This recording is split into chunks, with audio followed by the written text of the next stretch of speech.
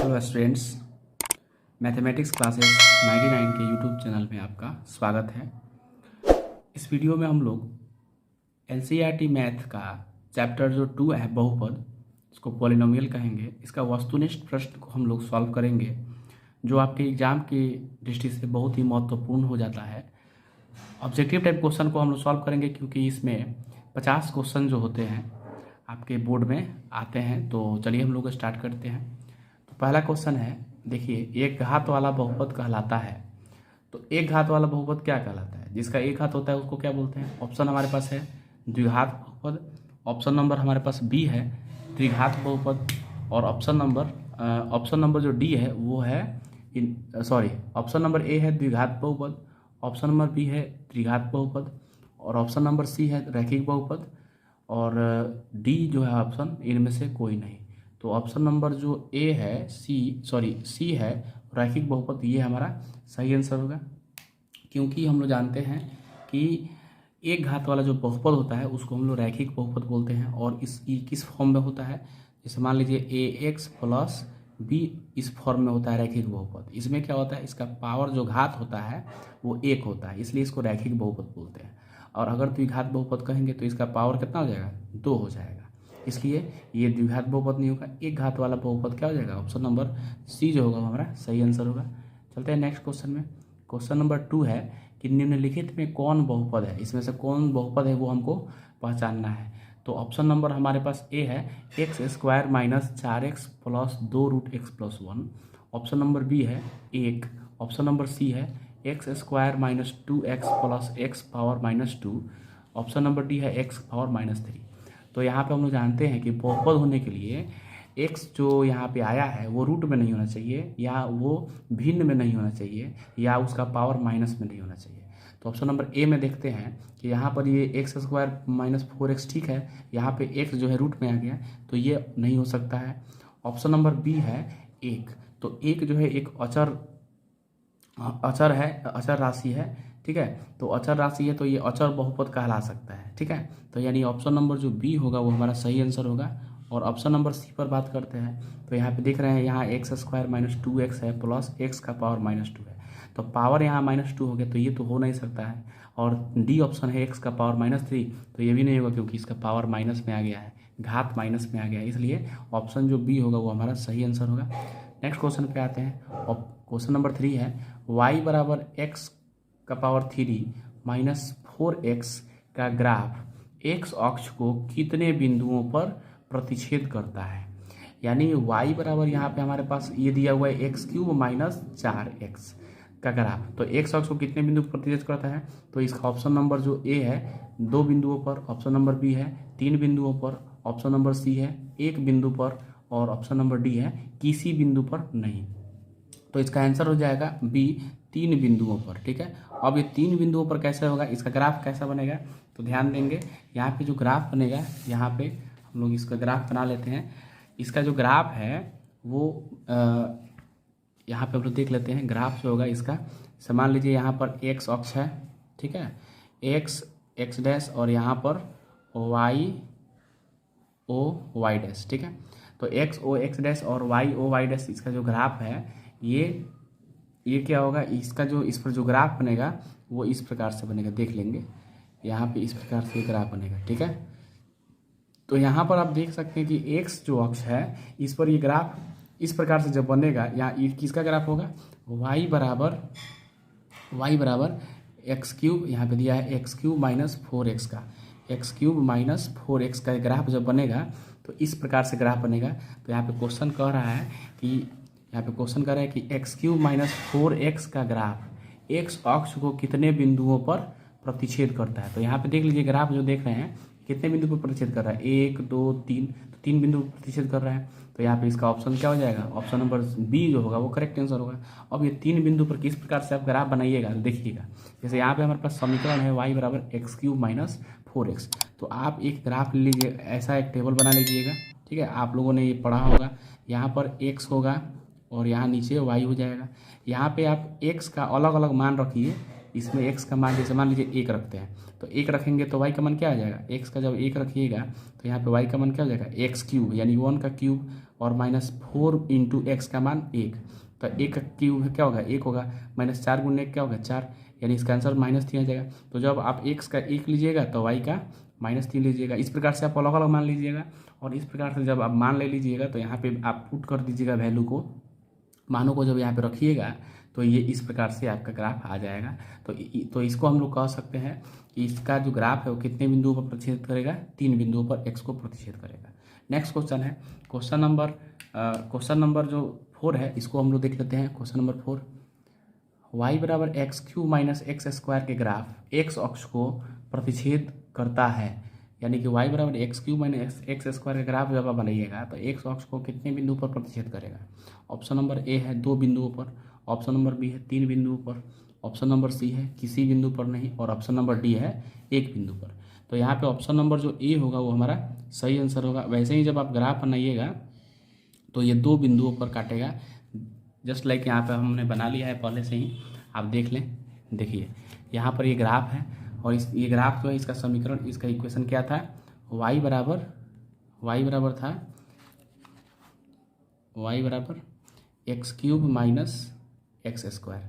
ठीक है, तो आप ऐसे ही आप अलग अलग मान जब लीजिएगा, अलग अलग आप जब मान लीजिएगा यहाँ पे, तो इसका मान जब अलग अलग लीजिएगा x और y का, तो x का मान अगर 1 रखेंगे तो y का मान यहाँ क्या हो जाएगा, यहाँ पे 0 आ जाएगा, क्योंकि 1 का क्यूब हो जाएगा 1। x का जब आप मान 1 रख रहे हैं तो यहाँ पे x का मान जब आप 1 रख रहे हैं तो यहाँ पे क्या होगा, 1 का क्यूब हो जाएगा, तो 1 का क्यूब तो 1 होता है, और -1 का स्क्वायर 1 होगा, तो 1 में से 1 गया 0। यानी ऐसे ही आप अलग अलग मान रखिएगा, और जब ग्राफ खींचिएगा तो इस प्रकार से ग्राफ बनेगा। तो यहाँ पे देखिए x अक्ष को कितने बिंदु पे काट रहा है, 1 और 1, यहाँ पे 2 बिंदु पे काट रहा है। ठीक है, तो इसका ग्राफ जो होगा, ग्राफ जो बनेगा वो x अक्ष को 2 बिंदुओं पर काटेगा। चलते हैं नेक्स्ट क्वेश्चन में। क्वेश्चन नंबर 5 है px बराबर 2x square minus 8x plus 6 में शून्यकों का योग, इसका शून्यकों का योग निकालना है। तो शून्यकों का योग निकालने के लिए हम लोग जानते हैं अल्फा प्लस बीटा होता है। शून्यकों का योग क्या होता है, अल्फा प्लस बीटा। तो अल्फा प्लस बीटा होता है तो यहाँ होता है -b बटा a होता है। अब यहाँ पे जो हमारे पास ये बहुपद है 2x square minus 8x plus 6, इसमें a का मान कितना है, a का मान है 2, a का क्या होता है एक्स स्क्वायर का गुणांक होता है, और b का मान कितना है यहाँ पे -8 ये x का गुणांक होता है, और c जो होता है वो अचर पद होता है। तो अचर पद क्या है 6।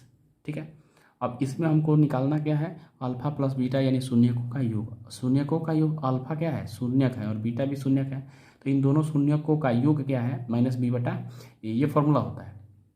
तो -b, तो b की जगह क्या है -8 और बटा क्या हो जाएगा -8, और बटा यहाँ पे a का मान कितना है यहाँ पे 2।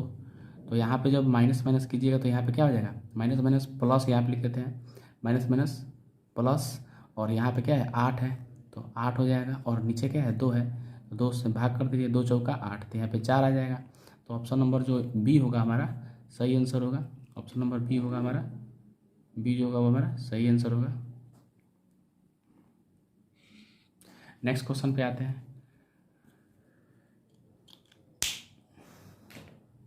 क्वेश्चन नंबर 6 है, यदि अल्फा बीटा गामा त्रिघात बहुपद ax³ plus bx square plus cx plus d के शून्यक हो तो alpha into beta into gamma का मान क्या है।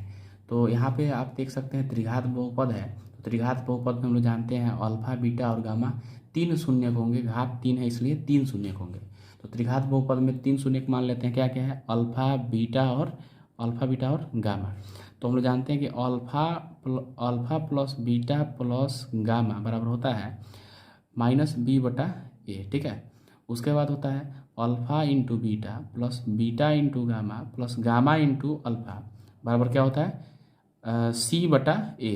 और अगर हम ये बात करते हैं, अब इनका गुना करते हैं इनको शून्यकों का, तो अल्फा गुना बीटा गुना गामा बराबर होता है -d बटा a। तो -d बटा a, तो यहाँ वही कह रहा है कि अल्फा बीटा गामा जो मल्टीप्लाई करेंगे, गुना करेंगे, तो क्या इसका मान होगा। तो ऑप्शन नंबर ए है c बटा है, ऑप्शन नंबर बी है -b बटा है, ऑप्शन नंबर डी है -d बटा है, और ऑप्शन नंबर डी है a बटा c।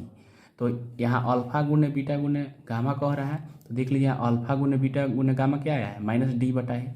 तो माइनस डी बटा ए, ऑप्शन नंबर सी जो होगा वो हमारा सही आंसर होगा। नेक्स्ट क्वेश्चन पे आते हैं। क्वेश्चन नंबर हमारा 7 है, देख लेते हैं।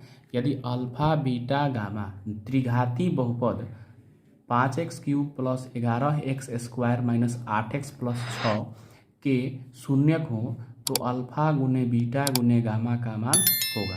तो अभी हम लोगों ने पढ़ा कि 3 शून्यक है, तो अल्फा गुने बीटा गुने गामा क्या होगा, माइनस डी बटा ए।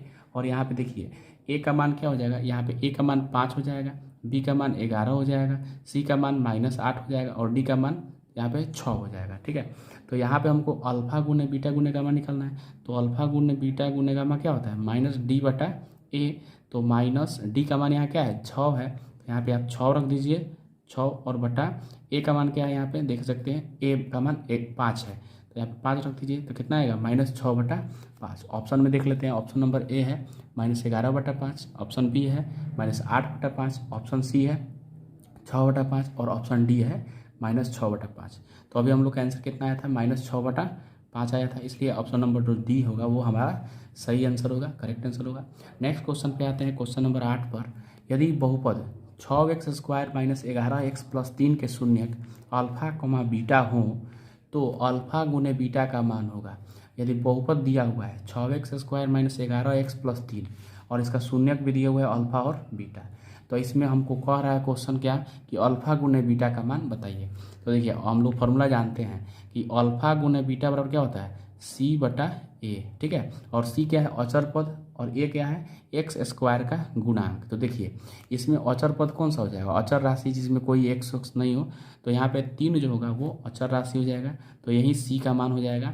और ए क्या होगा, x² का गुणांक होगा, तो x² के साथ किसको गुणा किया गया, 6 को, यानी ए का मान क्या हो जाएगा 6। यहाँ पे ए हो जाएगा 6, बी हो जाएगा -11 और सी हो जाएगा 3। तो यहाँ पे सी बटा ए है, तो सी का मान 3 हमने लिख लिया है, और ए का मान क्या हो जाएगा 6, यहाँ पे हो जाएगा 3 बटा 6। ठीक है, तो ऑप्शन नंबर जो होगा करेक्ट हमारा 3 बटा 6 होगा। इसमें ऑप्शन में जो है, ऑप्शन में इसमें नहीं दिया है ऑप्शन, तो हम अपने मन से यहाँ पे लिख लेते हैं, यहाँ ऑप्शन गड़बड़ हो गया है, सॉरी, 3 बटा 6 हो जाएगा। तो यही हमारा करेक्ट आंसर होगा। अब चूँकि इसको हम चाहे तो इसको कैंसिल कर सकते हैं, तो यहाँ ऑप्शन दिया है तो कैंसिल नहीं करेंगे, हम लोग 3 बटा 6 ही लिखेंगे। तो ये हमारा करेक्ट आंसर हो जाएगा। नेक्स्ट पे आते हैं क्वेश्चन नंबर 9 पर। तो क्वेश्चन नंबर 9 है हमारा, ये हमारा ए जो होगा वो सही आंसर होगा, 3 बटा 6। नेक्स्ट आते हैं 9 नंबर क्वेश्चन पे। 5y³ माइनस 4y² मतलब 5y का पावर 3 माइनस 4y का पावर 2, इसमें कह रहा है कि 2y से भाग देने पर शेषफल का घात होगा। तो सबसे पहले इसका शेषफल हमको निकालना पड़ेगा, तो सॉरी इसको भाग देना पड़ेगा, तब जा करके हमको शेषफल आएगा। हमको तो ये पता नहीं है, शेषफल आएगा तब तो इसका घात हम लोग देखेंगे कि कितना घात हो रहा है इसका। ठीक है, तो सबसे पहले इसको हम लोग डिवाइड कर लेते हैं।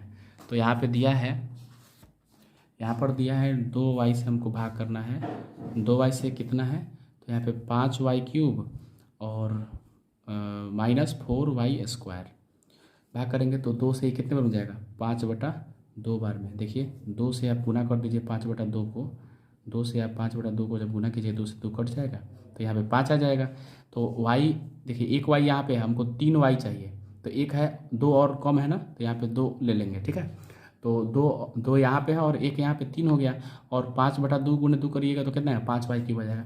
यानी कि 2y में 5 बटा 2y² से गुना कीजिएगा तो कितना आएगा, 5y³। ठीक है, अब यहाँ पे आप इसको माइनस करना है, तो ये प्लस में तो यहाँ माइनस कर दीजिए, तो यहाँ से कट जाएगा, तो क्या आएगा यहाँ पे -4y² अब आएगा। अब देखिए तो यहाँ पे प्लस है, तो प्लस माइनस क्या हो गया, माइनस हो जाएगा। अब 2 से ये 4 कितने बार हो जाएगा, 2 बार में, और y यहाँ 1 है और ये हमको 2 चाहिए, तो एक और y लेना पड़ेगा।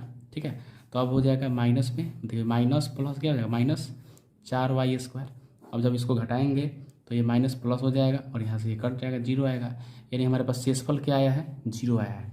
तो 0 आया है शेषफल, और इसमें कह रहा है शेषफल का घात क्या होगा। तो 0 के साथ x का पावर 0 है। ठीक है, x का पावर 0 का मतलब क्या हुआ, इसका मतलब हो जाएगा 1। ठीक है ना, तो 0 में आप 1 से गुना कीजिएगा तो क्या आएगा, 0 ही आएगा। इसलिए इसका घात कितना हो जाएगा 0। यहाँ ऊपर में देख रहे हैं x के साथ क्या घात है 0 है, तो ऑप्शन नंबर देख लेते हैं 0 इसमें कौन सा होगा। देख लीजिए यहाँ पे ऑप्शन नंबर ए होगा हमारा सही आंसर 0। नेक्स्ट क्वेश्चन पे आते हैं। क्वेश्चन नंबर 10 है, निम्नलिखित में कौन एक बहुपद है। इसमें कौन सा बहुपद है। बहुपद होने के लिए क्या होना चाहिए, जो हमारे पास चर राशि है वो रूट में नहीं होना चाहिए, या बटा में नहीं होना चाहिए, या उसका पावर भिन्न में नहीं होना चाहिए, ठीक है, या उसका पावर माइनस में भी नहीं होना चाहिए। तो देखिए यहाँ पे रूट x है, तो ये सीधे कह सकते हैं रूट में हो गया, तो ये नहीं हो पाएगा, ये नहीं हो पाएगा। भी ऑप्शन में देख लेते हैं, तो यहाँ पे रूट में 3 है, x नहीं है, ये ठीक है, ये भी ठीक है। यहाँ पे x जो है ये भी नहीं हो सकता है, ये सॉरी ये हो जाएगा बहुपद के रूप में, क्योंकि इसमें x का जो मान है वो एक पूर्ण संख्या है, इसलिए यह जो होगा ऑप्शन नंबर बी होगा हमारा सही आंसर। और वहीं अगर ऑप्शन सी की बात करेंगे तो यहाँ पे देख लीजिए x जो है वो रूट में है, इसलिए ये नहीं हो पाएगा, रूट में नहीं होना चाहिए। और यहाँ पे बटा में है, ये बटा में नहीं होना चाहिए, ये भी नहीं होगा, तो हमारा ऑप्शन जो बी होगा वो सही आंसर होगा। नेक्स्ट क्वेश्चन पे आते हैं। एक द्विघात बहुपद जिसके शून्यक -2 और 6 है, निम्नलिखित में कौन है वो बहुपद बताना है कि इसमें से बहुपद कौन सा होगा द्विघात बहुपद जिसका शून्यक -2 और 6 है। तो इसको हम लोग सॉल्व कर लेते हैं। यहाँ पर हम लोग इसको सॉल्व करेंगे जब यहाँ पे शून्यक क्या है, अल्फा और बीटा मान लीजिए इसको शून्यक है, तो शून्यक मान लेते हैं अल्फा और बीटा। देखिए मान लीजिए इसका इसके जो शून्यक है वो एक अल्फा है और एक बीटा है। अब कह रहे हैं शून्यक दिया है, पहला शून्यक क्या दिया है यहाँ पे, पहला शून्यक -2 और दूसरा दिया है 6। तो यहाँ पे रख दीजिए, पहला अल्फा मान लीजिए यहाँ पे -2 है और बीटा दिया है 6। तो जब हम द्विघात बहुपद इसका निकालेंगे तो द्विघात बहुपद का हम लोगों ने फॉर्मूला पढ़ा है पहले से। द्विघात बहुपद का फॉर्मूला क्या होता है कि x² minus alpha plus beta into x और प्लस अल्फा इंटू बीटा। तो x² को ऐसे रहने देते हैं, माइनस अल्फा कितना है यहाँ पे, अल्फा का मान है -2, तो -2 हो जाएगा, और प्लस बीटा का मान यहाँ पे कितना है 6, और प्लस इंटू एक्स है, और प्लस अल्फा का मान कितना है -2, और गुना बीटा का मान है यहाँ 6। अब x² हो जाएगा, फिर -6 में से 2 जाएगा 4 हो जाएगा, और इंटू एक्स प्लस माइनस और 2 छक 12। तो यहाँ पे क्या हम देख रहे हैं, हमारे पास जो द्विघात बहुपद आया x² - 4x - 12। तो देख लेते हैं ऑप्शन में कहाँ है x² - 4x - 12। Option number A जो है वो हमारा सही आंसर होगा, x² - 4x - 12। और ऑप्शन नंबर ये सब का ये जो होगा हमारा ये लास्ट क्वेश्चन था, तो ये कंप्लीट हुआ। एक क्वेश्चन आपको मेरे तरफ से है और आप उसको बना कर बताइए, कमेंट बॉक्स में ज़रूर लिखेंगे। तो एक क्वेश्चन लास्ट जो है आपको ये बताना है आंसर इसका, द्विघात बहुपद 4x² - 9 4x² - 9 के शून्यक हैं, मतलब इसके शून्यक बताने हैं कि इसके शून्यक कौन कौन से हो गए, ठीक है। तो ये आपको इसका आंसर बना करके और कमेंट बॉक्स में लिख देना है, ठीक है। और अगर आपको ये समझ में नहीं आ रहा है तो आप पिछला वीडियो मेरा देख लीजिए, उसमें इसको सॉल्व भी कर दिया गया है, ठीक है। तो अगर आपको ये वीडियो पसंद आया तो आप इसे लाइक करें, शेयर करें और सब्सक्राइब करें। Thank you.